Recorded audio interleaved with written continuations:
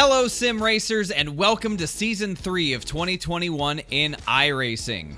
With a new season comes new points championships to pursue, iRating to gain or lose, licenses to grind for, new tracks, new cars, new everything.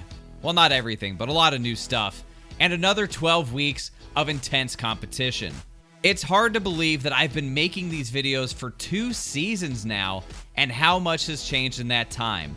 I really only have you, the viewers, to thank for all the positivity and support. For Season 3, I'm really excited to continue building on the changes made towards the end of last season and focusing on what really matters, helping the community by providing informative content that educates, assists, and guides viewers to a better experience in iRacing. If you're new around here or haven't done so already, join this growing community and subscribe to the channel. It's free to do so, and you can always unsubscribe later if you don't like me or this type of content. One change that you may have already noticed was a name change for this series. In the interest of simplifying things, this series will now be known as Fixed Setup Weekly. This new name keeps the focus on fixed setup racing, but allows the flexibility to cover when stock cars go to road courses, bring back a series that I used to cover, or even venture into new territory someday. If anything, a shorter name is just easier to remember, easier to talk about, and easier to get into a thumbnail or video title. The biggest change that you're going to see in these videos this season and beyond is more time spent discussing what you may experience during the course of a race. I'll share tire wear data, lap times, and my observations about the handling characteristics of the setup and what adjustments I found to be helpful, whether that's steering ratio, steering offset, or brake bias. As always, take my words with a grain of salt when I talk about these things because we're all different. We all drive differently, and what I experienced during my solo testing is not necessarily what you're going to experience every time you jump into a race. Again, I just want to say thank you to all of you who watch and support these videos, who have helped this channel grow. It all means a lot. I love seeing you comment on the videos in my Twitch chat about how much the videos help, seeing you get wins and improved results. That's the greatest payoff that I could hope for. And with all of that said, let's take a look at what's on tap for week 1. ARCA kicks off Season 3 at Chicagoland Speedway, a 1.5-mile D-shaped oval located in Joliet, Illinois. This track will be unused in 2021 as both NASCAR and ARCA removed it from their schedules, and with iRacing's Chicago Street Circuit being rumored to actually become a reality, this track may never see use again. This race is 35 laps in length and takes place at 8:30 p.m. in sim. You'll have one quick repair and one set of tires available to you as well. For my hot lap, I used a 14:1 steering ratio, -12 wheel offset, and brake bias doesn't really matter because you're not going to be using them. My lap time was a 30.842.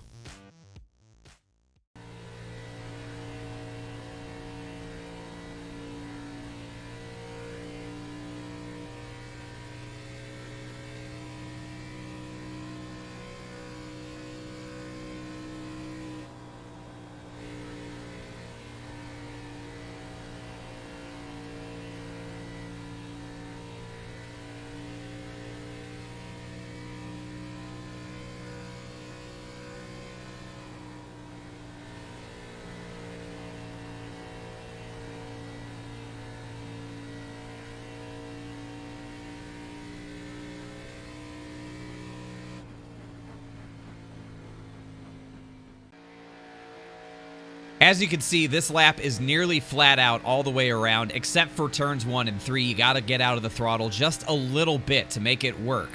Setting up for turn 1, look for this dark patch on the pavement. That's gonna be your turn-in point. Lift off the throttle briefly here, get the car down to the bottom, get that left front tire right on the white line, and exit out of 2. Don't come this close to the wall. That was a little scary. Setting up for turn 3, use this caution light as where you're going to turn away from the outside wall. Don't lift off the throttle yet. Wait till you're about this point at the end of the Brandt wall before you blip the throttle to get the car down to the bottom in 3 and 4. You can get back to the gas pretty quickly here. It's going to take a lot of steering wheel, but you can make it stick. Cut the apron, coming to the checkered flag, and that's your lap. For my 20-lap run, I used a 16-to-1 steering ratio, -12 wheel offset, and set the brake bias to 65% to start. I found the setup to be neutral overall throughout the run, but it definitely got tight when I overdrove it. You also will have that typical lack of rear grip for the first lap or so, but once the tires come up to temperature, the car is fairly composed. My pace fell off by about a second after 20 laps, but it was a very steady and predictable loss of grip over the run. The car never felt out of control, but I could tell when I was overworking that right front. This is one of those races where lowering your brake bias as the laps click off will help you a lot. It may only be as much as 0.5% every 10 laps or so, but those small adjustments can pay big dividends by the end of the race. Looking at the tire wear itself, the right front tire wore 4% faster than the right rear after 20 laps, and it was around 12 degrees hotter by that point in the run. Left side tire wear is pretty negligible, only 2% over the course of 20 laps. That's not that much. But you see the air pressure growth that I experienced. 8 pounds of growth on the left side tires, and almost double that, 15 pounds in the rights. As long as you're smooth with the steering wheel and not overly aggressive with the throttle pedal, especially from mid-corner to exit, your tire wear should not be egregious. The drivers who fly into the corners as fast as they can, mash the throttle as soon as they can, and try to drive 100% lap after lap, they're going to burn their stuff up quickly and become sitting ducks well before the race is over. A blast from the past returns to active status in the NASCAR world, Nashville Superspeedway. This 1.333 mile D-shaped oval with a concrete surface opened in 2001 and hosted Xfinity Series and Truck Series races until 2011. 2020 was full of surprises, and one of those was the announcement that Nashville Superspeedway would be returning to the NASCAR calendar, but not just for the Truck Series and Xfinity Series. For the first time in history, a Cup Series event would be held at the track as well. As expected, Iracing released Nashville Superspeedway with the 2021 Season 3 update, and just like in the real world, the track hosts all 3 NASCAR series this week. NiS Fixed is a 40-lap race that takes place at 5:40 p.m. in sim. You'll have 3 sets of tires to use throughout the race, meaning the set you start on plus 2 more sets in the pits. For my hot lap, I used a 14-to-1 steering ratio and 62% brake bias. My lap time was a 30.126. To simplify things, we're just going to take a look at the onboard shot because, let's face it, you're not qualifying from outside the car. So, setting up for turn 1, your braking point, really just lifting off the throttle here, is the end of the Ally banner on the wall. No brakes, just lift off the throttle, get through the turns, back to the gas, and blast down the back straightaway.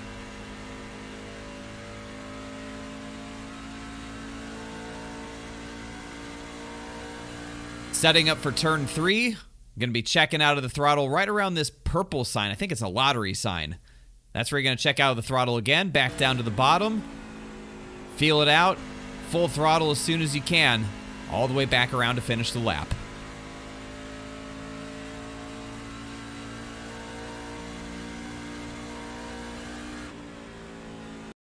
For my 20-lap run, I bumped the steering ratio up to 16-to-1 and dropped the brake bias to 60%.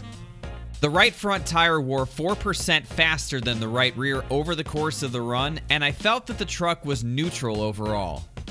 Despite the right front tire wearing faster, front grip loss was easy to predict, and I never felt out of control. I lost about a second of pace over the run, and you can see just how consistent the fall-off really was.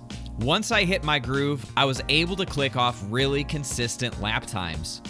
The corner speeds are slower than you think, and the low horsepower of these trucks make these straightaways feel even shorter than they actually are. Getting off the corners will be very important in these races, but backing up corner entry will help you save that right front tire.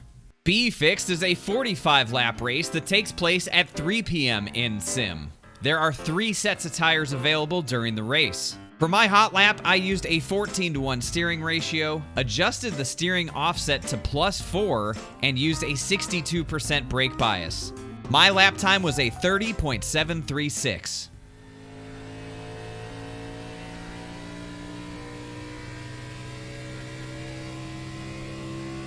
Setting up for turn 1, you're going to try and spot this, I don't know what to call it, a bundle in the catch fence. If you blink, you miss it, but it's in between the Rackley banner and the Ally banner on the outside wall. But that's really about as late as you want to get.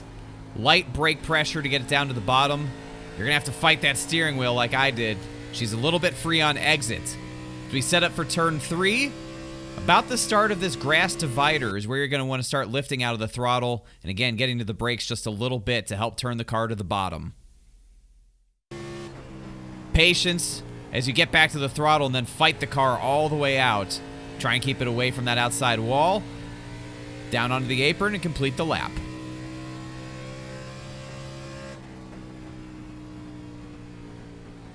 For my 20-lap run, I went with a 16:1 steering ratio and dropped the brake bias to 61%. The right front tire wore 2% faster over the course of the run, but I can see this differing for a lot of drivers because the car is very unbalanced. What I mean by that is the setup is very tight on corner entry, which is going to wear that right front tire more, but it's also loose on corner exit, and depending on your throttle discipline, you can melt that right rear tire with too much abuse. It was about a second of fall off throughout the entire run, and kind of like C Fixed, it was a consistent and predictable fall off for the most part. I was able to become more consistent as the run went on, and that had a lot to do with me finally hitting the line right. The tight entry requires backing up the corner a lot more than you may expect, but the loose exit will keep you on your toes as well. Be easy on the throttle. The more you push it, the worse that car is going to drive. A Fixed is a 50-lap race that takes place at 3 p.m. in Sim. You'll have 3 sets of tires available during the race. For my hot lap, I used a 14:1 steering ratio and 61% brake bias. My lap time was a 29.333.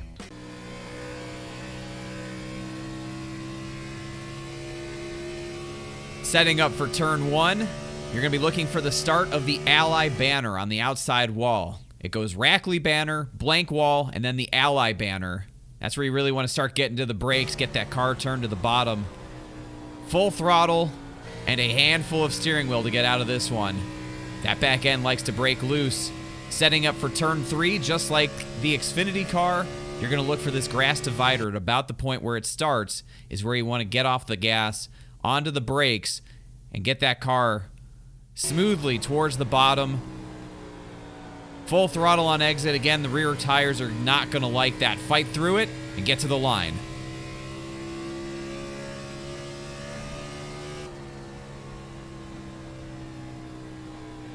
For my 20-lap run, I bumped the steering ratio up to 16:1, but depending on your driving style, you may like 14:1 better. Remember, this is the low downforce package here at Nashville, so keep that in mind as you jump in and drive. My right front tire was 6% more worn after 20 laps, but I'm going to be honest with you. This run was not that good because I struggled with consistency and finding the right line. I was absolutely overdriving corner entry, and that's reflected in this tire wear.